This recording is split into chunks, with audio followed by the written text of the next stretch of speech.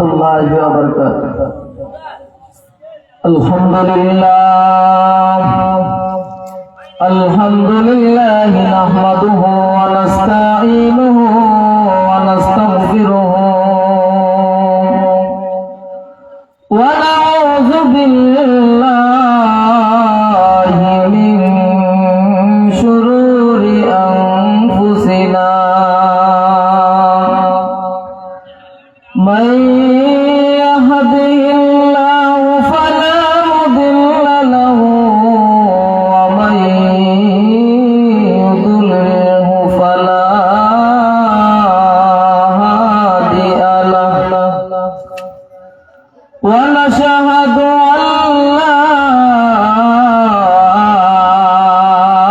إله إلا الله وحده لا شريك له وأشهد أن محمدا عبده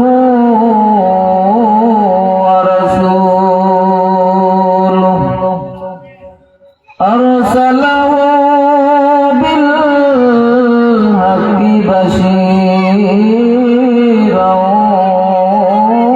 ونذيرا وداعيا إلى الله بإذنه وسراجا منيرا أما بعد فأعوذ بالله من الشيطان الرجيم بسم الله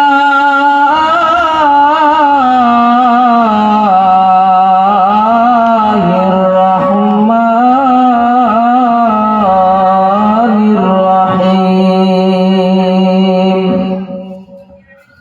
ألا إن أولياء الله لا خوف عليهم ولا هم يحزنون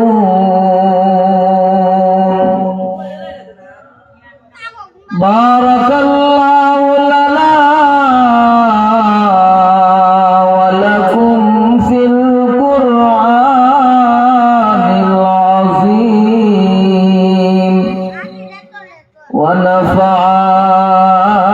ونفعناكم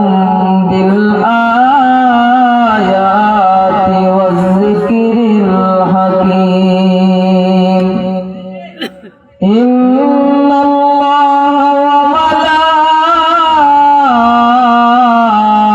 وملائكته يصلون على النبي يا أيها الذين آمنوا صلوا عليه وسلموا تسليما اللهم صل على سيدنا مولانا محمد وعلى سيدنا مولانا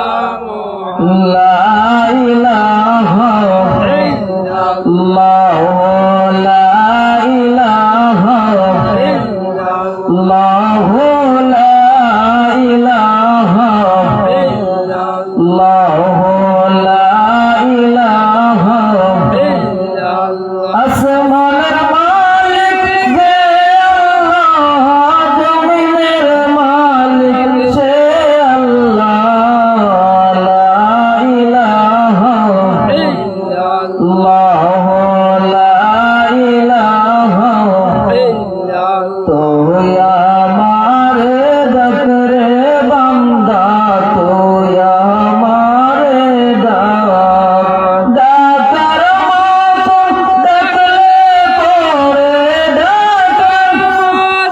ডাকলে পরে করব গোলাম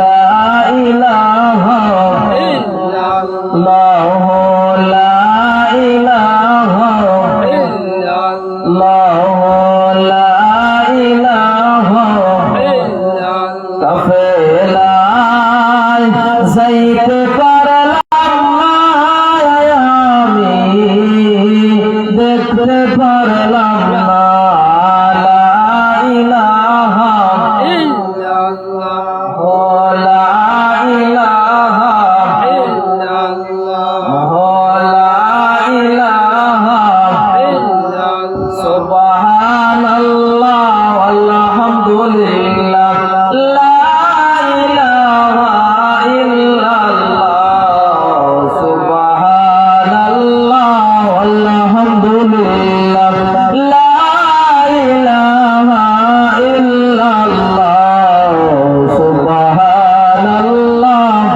আলহামদুলিল্লাহ লা ইলাহা ইল্লাল্লাহ সুবহানাল্লাহ আলহামদুলিল্লাহ লা ইলাহা ইল্লাল্লাহ মদিনায় যাইতে পারলাম না আমি দেখতে পারলাম না সুবহানাল্লাহ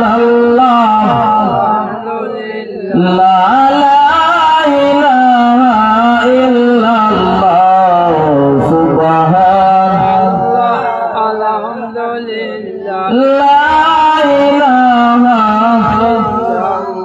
লা ইলাহা ইল্লাল্লাহ মুহাম্মাদুর রাসূলুল্লাহ সাল্লাল্লাহু আলাইহি ওয়াসাল্লাম পুটিয়ার চক গ্রামবাসীর উদ্যোগে আজকের সবার সম্মানিত সভাপতি জনাব মোহাম্মদ আয়াস আলী সরদার সাহেব পুটিয়ার চক, আরো সহ সভাপতি জনাব আব্দুল করিম সাহেব পুটিয়ার চক, আরো সহ সভাপতি আব্দুল খালেক সাহেব পুটিয়ার চক।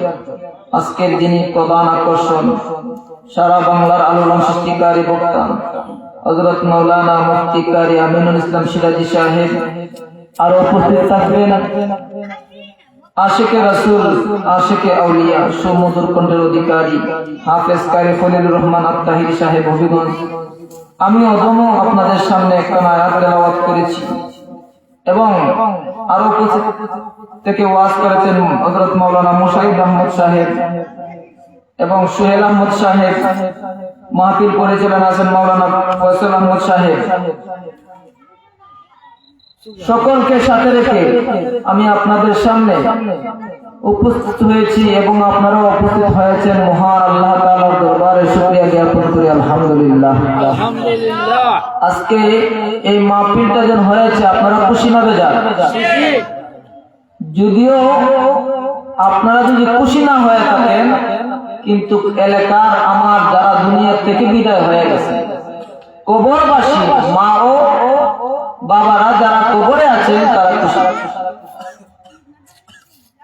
আজকে যারা আশিকে রাসূল আল্লাহ এবং রাসূলকে বিশ্বাস করেন তারা ঘরে বসে থাকতে পারেন না। যিনি আজকে এই মাহফিলটা অনেক কষ্ট করে সাজাইছে ওনার প্রতি আল্লাহ এবং রাসূল খুশি হয়ে গেছে, বলুন সুবহানাল্লাহ। এই জন্য আমার ভাই অনেক পরিশ্রম করছেন, এই পরিশ্রমের বিনিময়ে যেন আল্লাহ এবং রাসূলের তারা সুপারিশ পেয়ে যাবেন। আমিন। আমরা যারা উপস্থিত হয়েছে আমাদের লাভটা কি?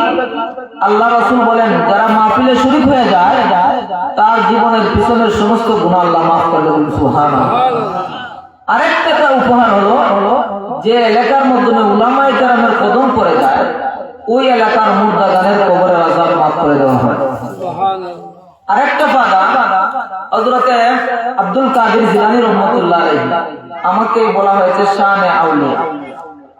হযরত আব্দুল কাদের জিলানী রাহমাতুল্লাহ আলাইহি কাছে এক মহিলা আইছে, আয়া বলেছে, হুজুর আমার একটা মেয়ে ছিল, একটা মেয়ে দুনিয়া থেকে বিদায় হয়ে গেছে, আজকের দিনে আমার খুব ইচ্ছা হইতেছে যে আমার মেয়েটা দেখার জন্য।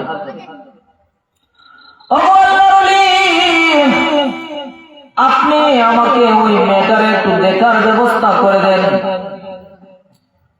আমি যদি আমার যদি বিধান থাকতো, শরীয়ত থাকতো, তাহলে কবরের মাটিতে সরাই আমার মেয়েটারে দেখতাম। আমার একটা মেয়ে, ওই মেয়েটার জন্য আমার কলিজাটা দাও দাও করতেছে। ওগো আল্লাহর ওলি, আমারে একটু দেখার ব্যবস্থা করে দেন। আব্দুল কাদের জিলানী রাহমাতুল্লাহ আলাইহি বলেন, ও মা, তোমাকে একটা আমল বাতায়া দে, একটা আমল শিক্ষা দেই গো মা।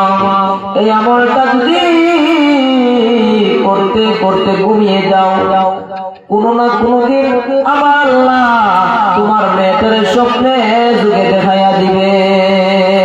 সুবহানাল্লাহ। ওই আমার মা আজকে আমলের মধ্যে নাই, নামাজের মধ্যে নাই, পর্দার মধ্যে নাই। আল্লাহর ওলির কথা শুনিয়া ওই মহিলা প্রতিদিন এমন একটা আমল শিক্ষা দিয়েছেন। ও মা, তুমি প্রতিদিন ঘুমানোর আগে আগে সূরা তাকাসুর তেলাওয়াত করে করে ঘুমাইবা। সূরা তাকাসুর, আল-হাক সূরা, ওই সূরা তেলাওয়াত করে ওই মা বারবার ঘুমায়। একদিন ঘুমের মধ্যে আমার আল্লাহ ওই মেয়েটার মা আর মেয়ের সাক্ষাৎ ঘটাইয়া দিছে। মা স্বপ্নে দেখে ওই মেয়েটা জাহান্নামের আগুনে জ্বলতেছে, জাহান্নামের আগুনে জ্বলে। ওরে যুবক ভাইরা, দুনিয়ার আগুনটা আমরা 1 মিনিট শরীরে লাগাইতে পারি না, জাহান্নামের আগুন কত ভয়াবহ আগুন। ওই আগুন, জাহান্নামের আগুন কেমন কালার হবে, আবুসার থেকে অন্ধকার। এই আগুন লাগাইলে বুঝা যাবে কত কষ্ট রে। ওই আগুনের মধ্যে ওই যুবতী মহিলাটা জ্বলতেছে জ্বলতেছে।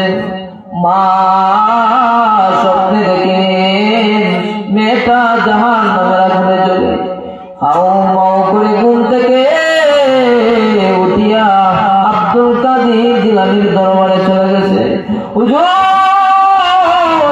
আজকে আমার মেয়েটারে আমি স্বপ্নে দেখলাম গো আল্লাহর ওলি, আমার মেয়েটা জাহান্নামের আগুনে জ্বলে। ও গো আল্লাহর ওলি, আমি এখন কি করতে পারি আমার মেয়ের জন্য? আল্লাহর ওলি ডাক বলেন, মাগো, তোমার মেয়েটারে তুমি নামাজ পড়া শিক্ষা দেও নাই, তারে ইবাদত শিক্ষা দেও নাই। মহিলা বলেন, না আমি এগুলো শিক্ষা দেই নাই। তাহলে তুমি তাড়াতাড়ি করে নিজেও জাহান্নাম থেকে বাঁচো, তুমি নিজে জাহান্নাম থেকে বাঁচো, তোমারও কোনোদিন মৃত্যু হয়ে যাবে, জাহান্নামের আগুনে জ্বলবে। ও মা, তুমি জাহান্নামের আগুন থেকে একটু বাঁচার জন্য আল্লাহর ইবাদতে লেগে যাও। কিছুদিন পরে আল্লাহর ওলি ঘুমাইছেন, আব্দুল কাদের জিলানী। আব্দুল কাদের জিলানী আল্লাহ তাআলা তার জাহান্নাম থেকে, জাহান্নামী ওই মহিলারে আল্লাহর ওই জান্নাতের মধ্যে দেখতেছেন বিচরণ করতেছে। বলেন সুবহানাল্লাহ।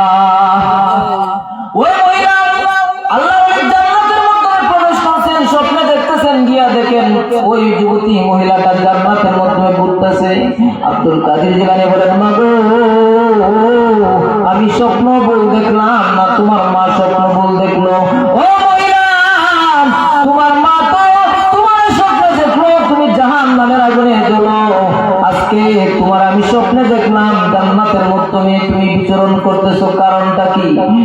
যুবতী মহিলা ডাকতে বলে, আল্লাহর ওলি,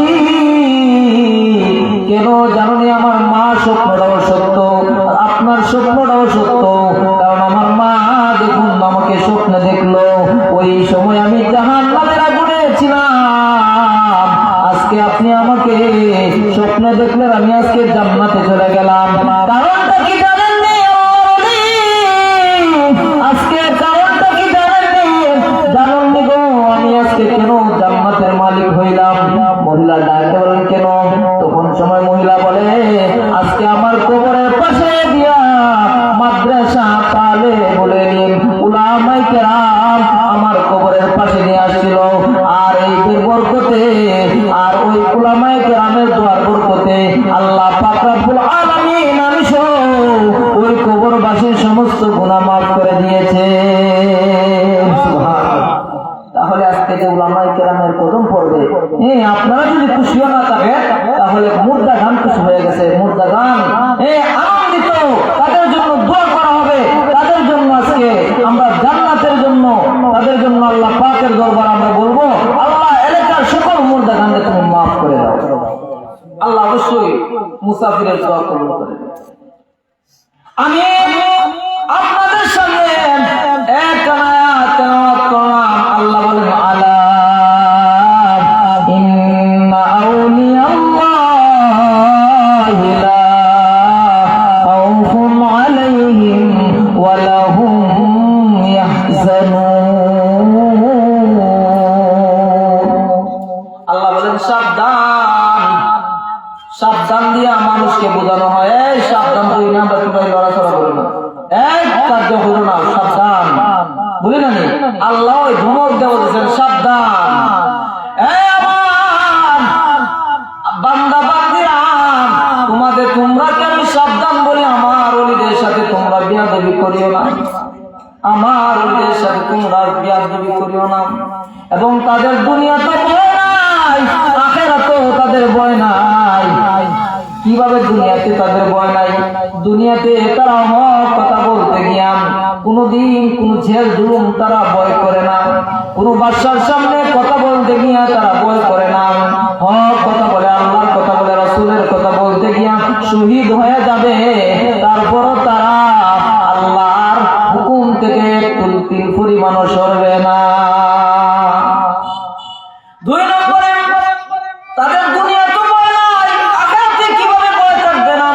কিয়ামতের ময়দানে মানুষের মাথার অর্ধ হাত উপরে সূর্যটা আসবে, মাথার গাম, মাথা মগজগুলো গলিয়া গলিয়া পায়ে পড়ে যাবে। ওই সময় মানুষ ভয়ে আতঙ্কিত হইয়া ইয়া নফসি বলবে। আর যারা আল্লাহর হইয়া দুনিয়া থেকে বিদায় হয়ে গেছেন রে বাবা, তারা কোনদিন চিন্তিত হবে না, ভয় আতঙ্কিত হবে না।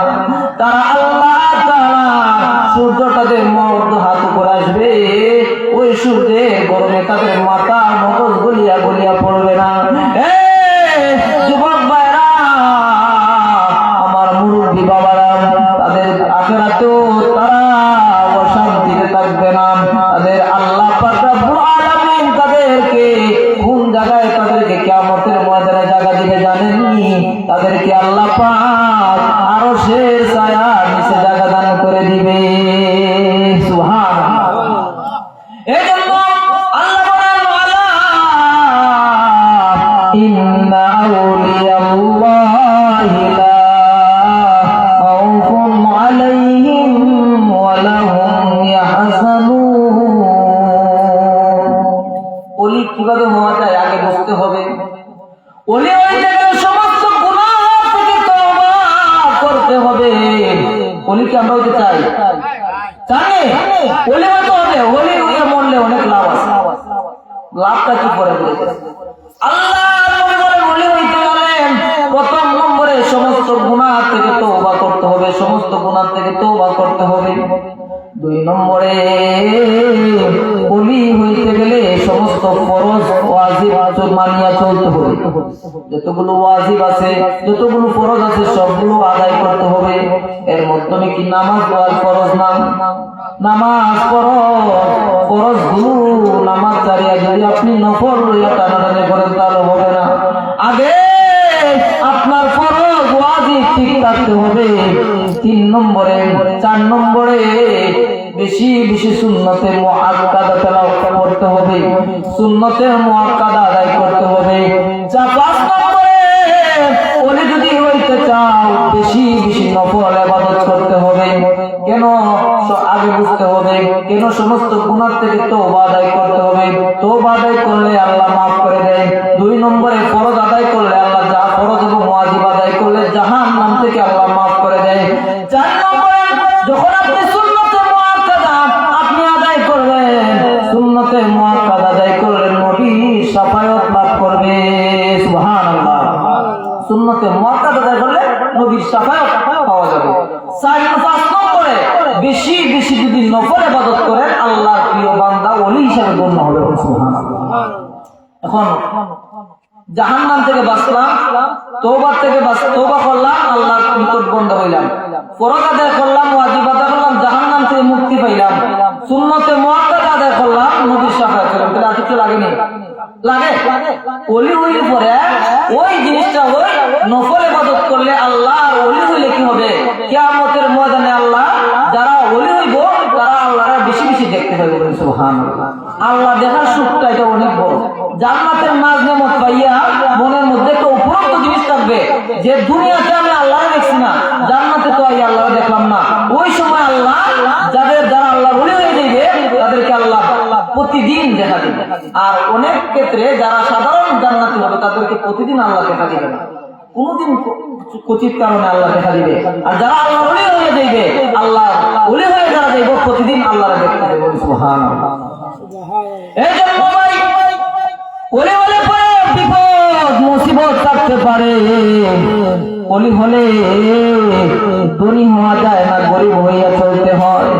আল্লাহর ওলিরা যারা দুনিয়া থেকে আসেন তারা দুনিয়া চাইছে না, তারা আখিরাত চাইছে।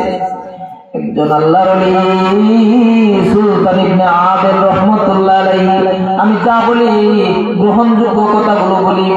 এ ভাই, সুলতান ইবনে আদেল তাফসীরে মারিফুল কোরআনের মধ্যে এই ঘটনা লিখেছেন, তাফসীরে মারিফুলের মধ্যে এই ঘটনা লিখেছেন। ওইভাবে লিখেছেন সুলতান ইবনে আদেল রাহমাতুল্লাহ আলাইহি ছিলেন একজন আল্লাহর ওলি। ওই ওলি একটা পাহাড়ের মধ্যে বাস করতেন। একটা মেয়ে একটা ছেলে ছিল ওনার, এবং স্বামী স্ত্রী পাহাড়ের মধ্যে বাস করতেন। ওই পাহাড়ের মধ্যে লাকড়ি কেটে জীবিকা অর্জন করতেন।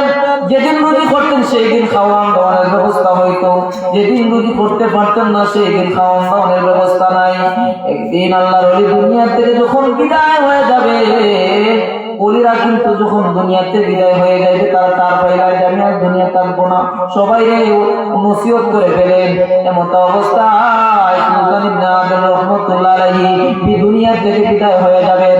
এই মুহূর্তে প্রাণের স্ত্রীর ডাক দেওয়ার, স্ত্রী গো, ও আমার মায়ার স্ত্রী, ও আমার প্রাণের স্ত্রী, আমি যদি আজকে রাত্রে মারা যাই তুমি আমার রাত্রের বেলায় কাফন দাফনের ব্যবস্থা করবা।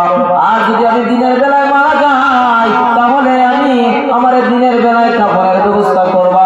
ও বিবি, আমি যদি এখন মারা যাই, রাত্রের বেলায় যদি মারা যাই তাহলে আমার কি দিয়ে কাফনের ব্যবস্থা করবা বলো তো দেখি। প্রাণের স্ত্রী ডাক দেওয়ার, স্বামী গো, তুমি যদি এই মুহূর্তে মারা যাও তাহলে তো কোনো কাপড় নাই আমার ঘরের মধ্যে, আমার একটা কাপড় আছে, তোমার একটা জুব্বা আছে। ও প্রাণের স্বামী, আমার শরীরের একটা কাপড় আছে, ওই কাপড় দিয়ে তোমার কাপড়ের ব্যবস্থা করব। ও স্বামী, রাত্রের বেলায় যে বলতেছো নসিহত করতেছো, জানাজার নামাজ তো পড়ার জন্য মানুষ লাগবে, এই সময় কার জানা কারে নিয়ে আমরা জানাজার নামাজ পড়াবো। এমন অবস্থায় আল্লাহর ওলি বলেন, ও প্রাণের স্ত্রী, তোমার শাড়ি দিয়ে আমার কাপড়ের কাপড় লাগানো দরকার নাই, আমার একটা জুব্বা আছে, ওই জুব্বা দিয়ে আমার কাপড়ের ব্যবস্থা করিও। মাথাটা যদি উদাম থাকে, মাথার মধ্যে যদি কাপড় না হয়, গাছের পাতা দিয়া আমার কাপড় ঢাকিয়ে দিবা, আমার পাটাও তুমি গাছের পাতা দিয়ে ডাকিয়ে দিবা, ও প্রাণের স্ত্রী, আমি মারা গেলে, আমার রাত্রের বেলা যখন মারা যাবো আমি, তাহলে আমার সন্তানদের কবর দিয়ে বস্তির একজন ইমাম সাহেব আছে, তারে বলিয়ে দিও রাতের বেলায় আমার জানাজার নামাজটা পড়াইয়া দেয়। যদি না পড়ায়, রাত্রের বেলায় না আসে, আমার সন্তানদের পাশে দাঁড়াইয়া বলবা আল্লাহ গো, আর দোয়া করবা আল্লাহর দরবারে, ও মালিক, আমার স্বামী সুলতান ইবনে আদেলের 2 রাকাত নামাজ যদি কবুল করে থাকো, তাহলে আমার সুলতান ইবনে আদেলের জানাজার নামাজ তুমি ব্যবস্থা করে দাও। সুবহানাল্লাহ। এরপর ওই আল্লাহর ওলি দুনিয়া থেকে বিদায় হয়ে গেছে রাত্রের বেলায়। সন্তান ওই পাহাড় থেকে নাইমাইয়া বস্তির ইমাম সাহেব বলতেছে, হুজুর আমার আব্বা মারা গেছেন, রাত্রের বেলায় জানাজার নামাজ পড়তে হবে, আপনি নামাজ পড়েন। ইমাম সাহেব বলে, তোর পাহাড়ের মধ্যে গভীর রাত্রে রেখে কি বলে সকালবেলা জানাজার নামাজ হইব, যাও তোমার বাবার সকালে জানাজার নামাজ পড়বে। ইমাম সাহেব আসলেন না, আসার কারণে ওই স্বামীর ওসিয়ত অনুযায়ী তিনি দোয়া করলেন, স্ত্রী আর সন্তান নিয়ে বলছে, আল্লাহ আমার বাবা তোমার প্রিয় ওলি হয়ে যদি থাকেন, 2 রাকাত নামাজ যদি পড়া কবুল হয়ে থাকে, তাহলে আমার বাবার জানাজার নামাজটা তুমি ব্যবস্থা করে দাও। আল্লাহ পাক জিবরাইলকে বলতেছেন, জিবরাইল যাও যাও, আমার প্রিয় ওলি সুলতান ইবনে আদেল দুনিয়াতে বিদায় হয়ে গেছে, তার জানাজার নামাজ পড়ার জন্য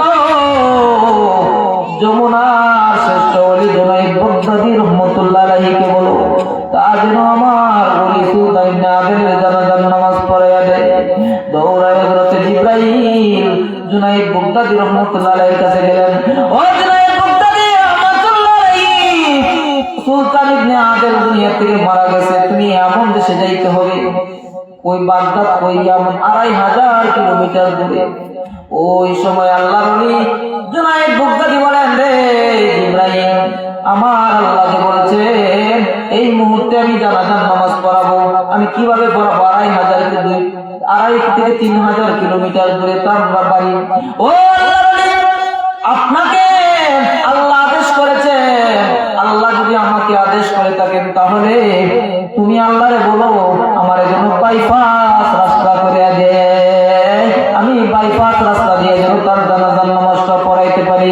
আল্লাহ বলেন, জিবরাইল, ও জিবরাইল, জুনাইদ বাগদাদীর কাছে নিয়ে যাও, সুলতান ইবনে আদেলের যে জায়গার মাধ্যমে লাশটা পড়ে আছে সেইখান থেকে মাটিটা নিয়ে তুমি জুনাইদ বাগদাদীর সারা 12 জন জুনাইদ বাগদাদী রাহমাতুল্লাহ আলাইহির সাথে 12 জন ওনার সাথী ছিল, তাদের সামনে তারা বলে সেজদার মধ্যে পড়ে থাকবে, সেজদা দিবে, আর সেজদা দেওয়ার সাথে সাথে তাদের ফেরত নিয়ে মাটিটা তুমি ঘুরাইয়া ঘুরাইয়া পালাইবা, এবং সেজদা থেকে উঠা মাত্র দেখবে তারা 2.5 থেকে 3 কিলোমিটার দূরে, 1000 কিলোমিটার দূরে হতে সুলতান ইবনে আদেলের লাশের কাছে চলে যাবে।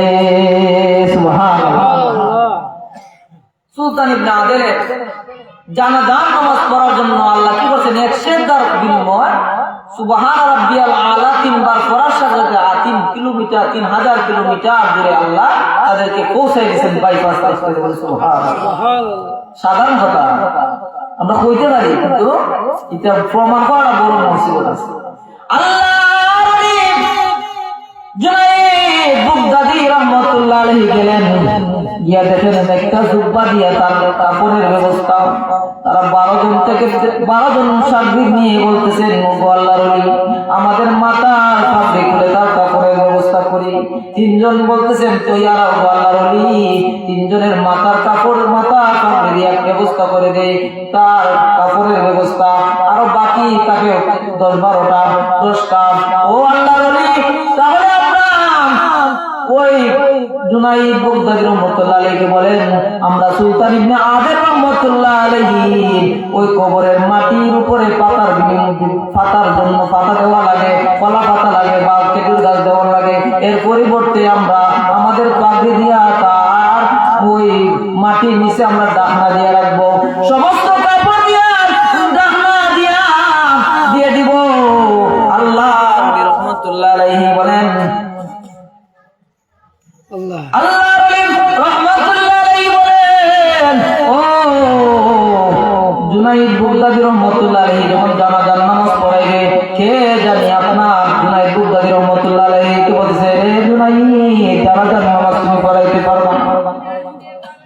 আমি পড়াইব।